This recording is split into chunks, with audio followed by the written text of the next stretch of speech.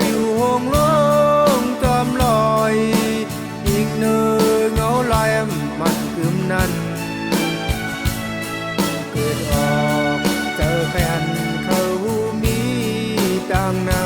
ำการได้ฝืนดงที่เหินมีไว้ก่อย้อนผวังเก็บกำอ่อนอย่าสอนว่าเจ้าเฮ็ดได้เคยย้อนฝากถึงน้องเจอห่มกระดีสายเจอเคยไปวันนั้นจุงจันเสียเพียวหอดดอกเมืองปืนเป็นหือไปวันนั้นจุงมาเยาทางยาบตัดปานเขาเจอตามน้ำลองไปเกี่ยวเจอที่เสือห้ามไว้ก่อนย่านผาดอยู่หยาบเจอเบอร์กลางรถผู้มีอยู่เมื่อพ้องเฮาไหลพอรอไกลวานเมืองพอมองแรงมาเย้าเจ้าแก่นมองเดินแรงมาก็จึงไปลับสิ่งยังเจอถึงเฮินเจอถึงวานเฮา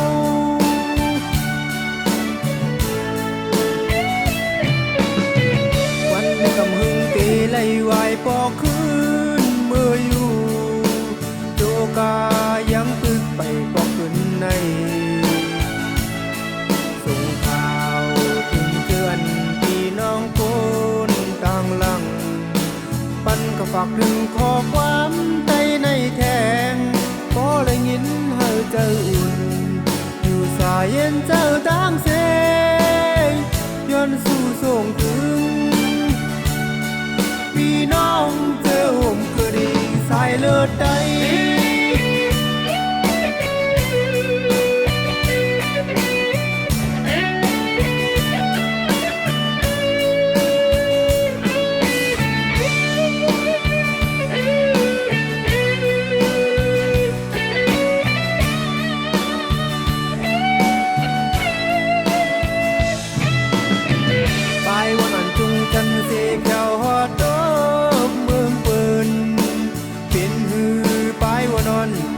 มาเยา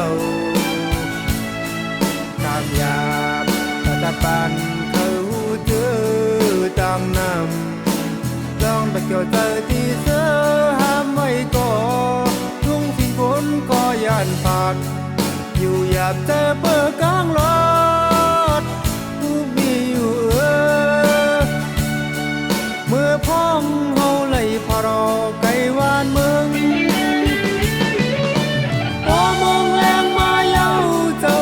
มอง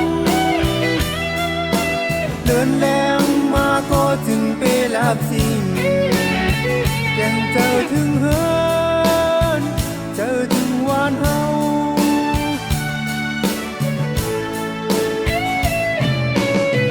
วันในกำหึงเกไล่วายปอคืนเมื่ออยู่โจกายังตึกไปปอกขึ้นใน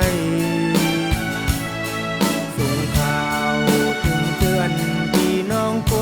นต่างหลังปันก็ฝากถึงข้อความใดในแทงก็เลยยินเฮาเจ้าอุ่นอยู่สายเย็นเจ้าต่างเสงย้อนสู่ส่งถึง